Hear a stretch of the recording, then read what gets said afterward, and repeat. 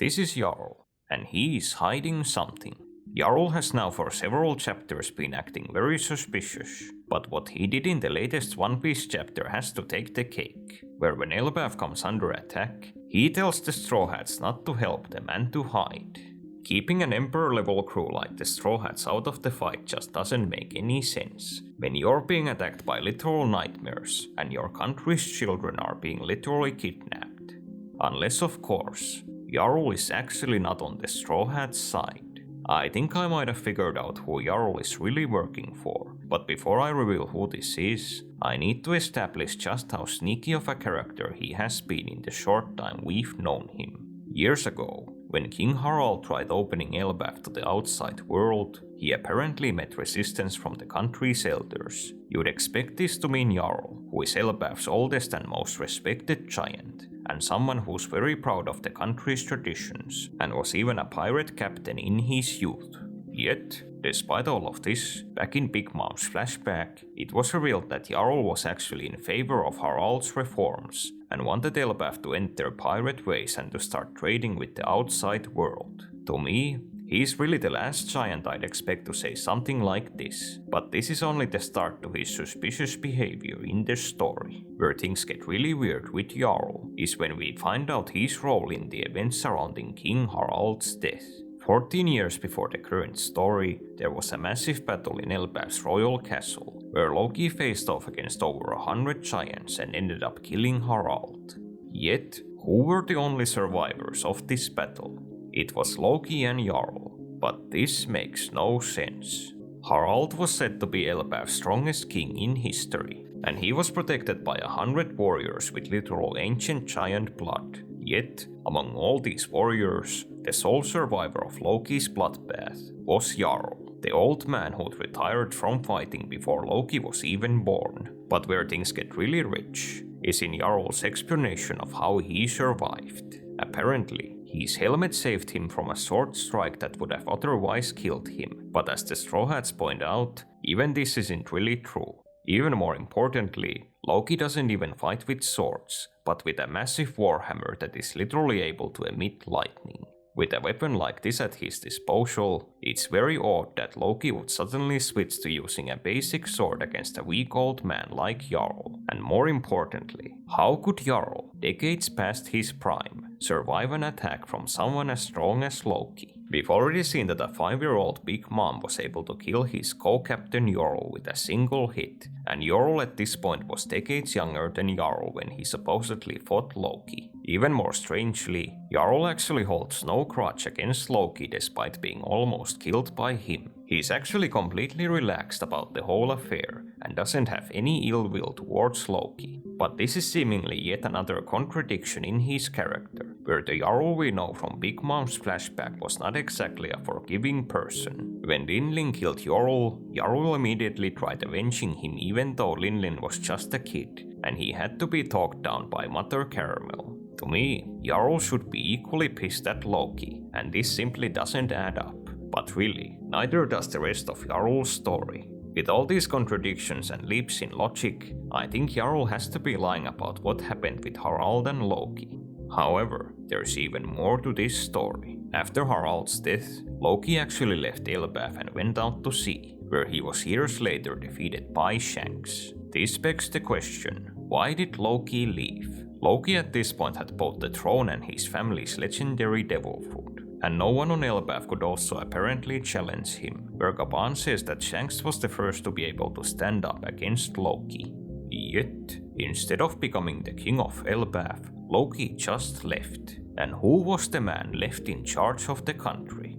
It was none other than Jarl, where even though Elbaf has no king, all the giants take their orders from him. So, what we have here with Jarl is someone who is surrounded by all these strange events, and someone who is clearly hiding the truth of what happened. The big question is, what are his actual motives for doing all of this? Well, it is actually possible that Jarl is not even on the giant's side, and is in fact secretly working for the world government. I've in my previous video speculated a lot that King Harald himself was a government asset.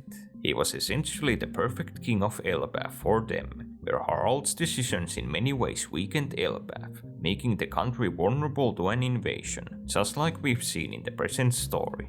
We also know for a fact that Harald is someone connected with the God's Knights, where they wanted to visit his grave while on Elbaf. It could be that just like Harald, Jarl is on the government's side, which would explain many of his actions, including why he doesn't want the Straw Hats interfering in the latest chapter, as he could want to ensure that the God's Knights actually succeed in subduing the country. Jarl having ties with the government could also be hinted at by something I mentioned earlier, where he decades ago supported Mother Caramel in opening Elbaf to the world. Caramel was in truth a government agent who trafficked orphans to them as child soldiers, explaining why we've seen so many giant marines throughout the series. Jarl in Big Mom's flashback wasn't only friendly with her, he even allowed Caramel to take Linlin away from the country, who herself was also meant to be sold to the government. Tying all of this together, there could in fact be a decades-long conspiracy in Elbaf, where Harald, Caramel and Jarl have been trying to slowly weaken the country so that the giants can eventually be conquered by the world government. But I don't think this theory is actually possible, or at the very least, I do not think Jarl is working for the government. This is simply because in the current story, the world government clearly does not have any spies on Elbaf.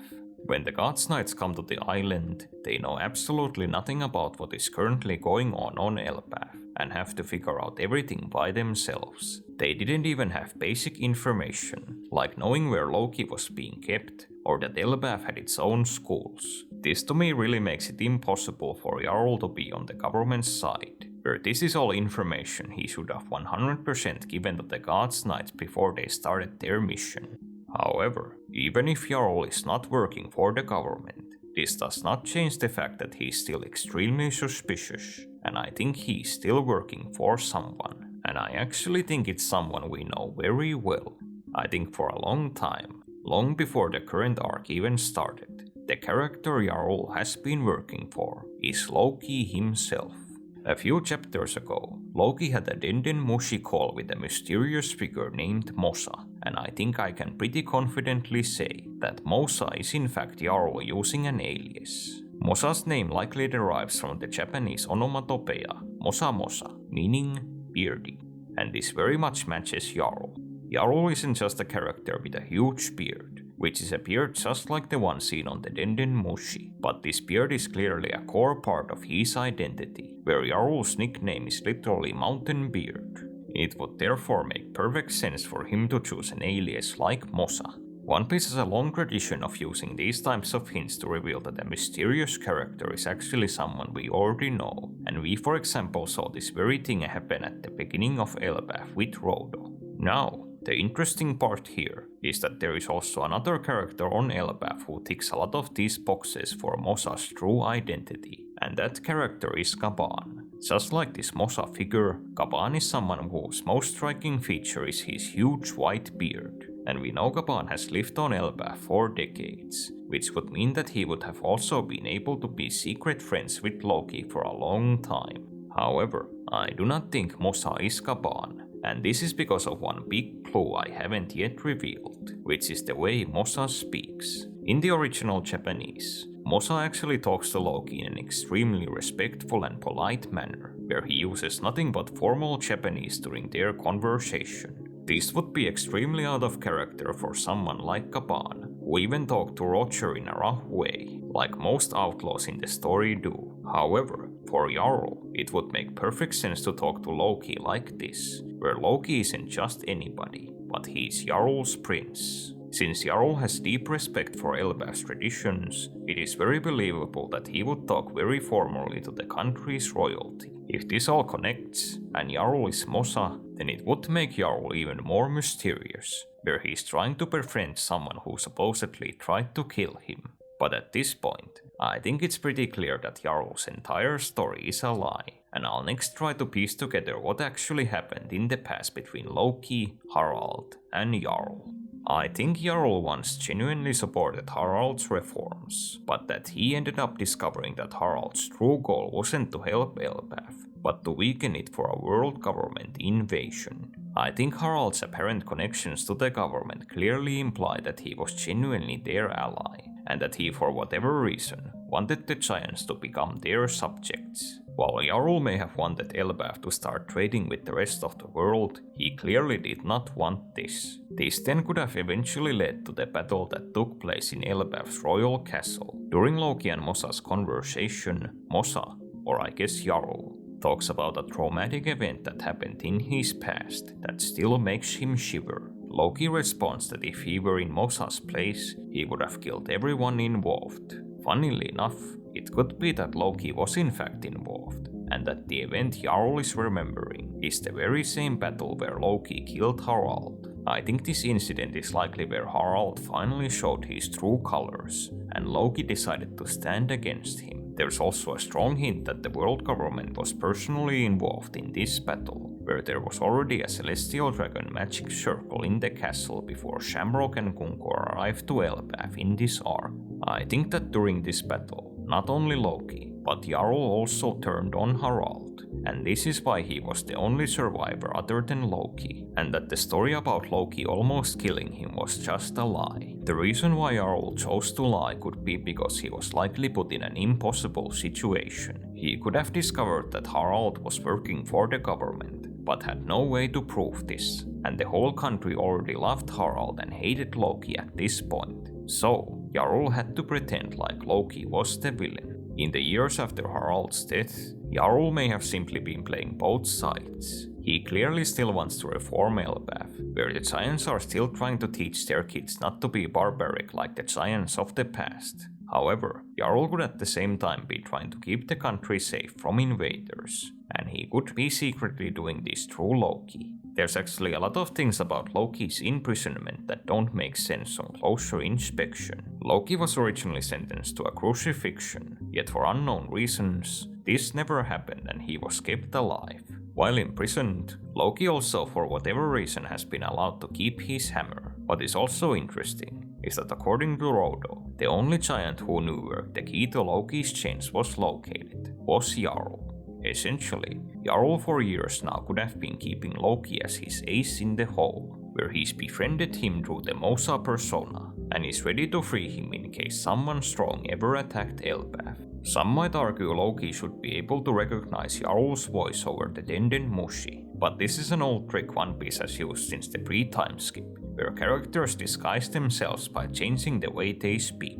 So, ultimately, Jarl would still be a liar, but it may be for good reasons, and I think Jarl's first scene all the way back in Big Mom's flashback could have actually been the single biggest hint to his motivations. Basically, he wants Elbaf to embrace the outside world, while never forgetting that they are warriors. I think this could also explain that thing I mentioned in the intro, where Jarl told the Straw Hats not to interfere with the defending of the country. Jarl may actually just be sincere here, where he thinks Elbaf's warriors need to be able to defend their own land. It's really just the same realization Momonosuke reached at the end of the Wano arc, where the samurai couldn't just rely on someone like Luffy to rescue them every time they were attacked, and they had to be able to defend themselves.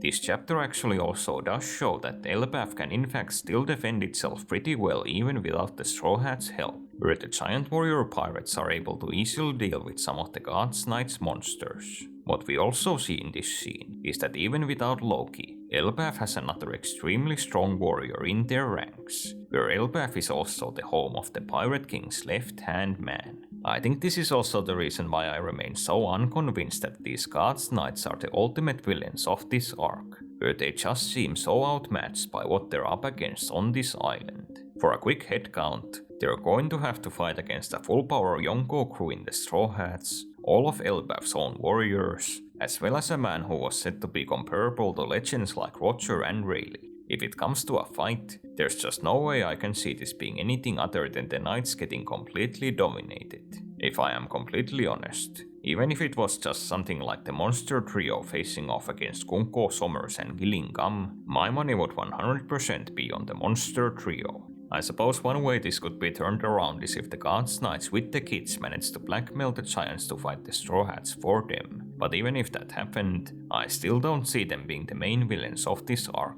Just looking at the past few arcs of the story, the Straw Hats have been doing nothing but fighting top tiers like the Yonko Admirals or the Five Elders, where the manga has only kept on escalating things in terms of the threats they faced. Elbaf has been built up for far longer than any other arc in the entire story, and I just don't see the main villain of this arc being something as simple as a few celestial dragon grunts. To me, the main arc villain is still yet to be revealed, and will only show up later in the arc.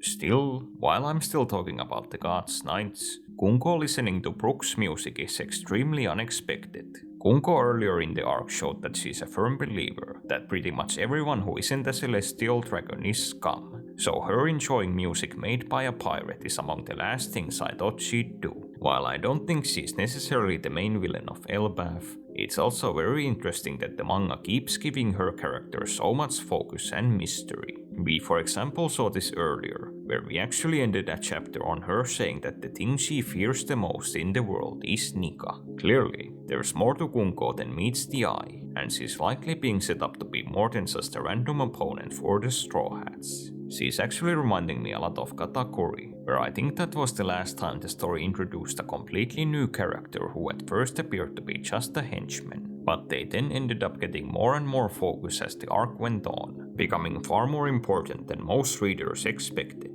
So hey, maybe I'm wrong, and Kunko will end up developing into the surprise main villain of this arc like Katakuri did in Whole Cake. For the record, you can click here to watch my video on why there might be an even bigger connection than this between Kunko and Katakuri, where Kunko could in fact be One Piece's second special Paramecia Devil Fruit user. This chapter gave another great example of the Straw Hats' parenting skills, where they're pretty much just willy-nilly taking a kid into a war zone. To be fair, I don't even think that either of Cologne's parents would even object to this, if their scenes from earlier in this arc are any reference. I also would be not at all surprised if this scene is very literal foreshadowing, and Cologne in the future will end up forming his own pirate crew. He's so far shown so many of the same traits as characters like Momo and Bonnie, of being the very likely main figures of the future era after Luffy. While I don't think we'll actually ever see this post-Luffy era in the manga, I think it's cool that the story is at least setting this up,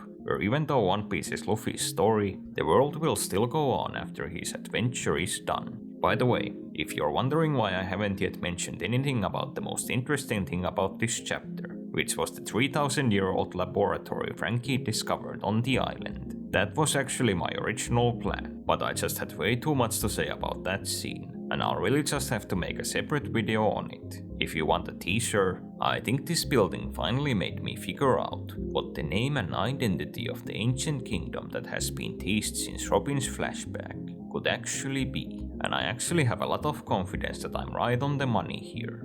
Alas, that script just got way too big, and here we are. You instead got a video about Jarl instead. Yippee. The only thing the cover story revealed this time around was that Who's Who had kidnapped Minatomo, the Wano carpenter who'd for example designed Kaido's castle, and the only point I really see this revelation having is explaining why Who's Who was able to have his custom cabin in the woods. I suppose this could also be set up that Minatomo will end up building something else in the cover story, and the only thing I can really think of is him making a pirate ship for Yamato, so that Yamato can eventually leave Wano and see the rest of the world. That's really it for my thoughts on the chapter. A big thank you to all the current members for sticking by me even though I haven't uploaded that much lately. One Piece's short-lived slump should be coming to an end real soon as the anime has finally returned, and I'm pretty sure this will also lead to Oda ramping up the Elbaf arc in the manga to capitalize on the buzz. Anyway, thanks for watching this video to the end.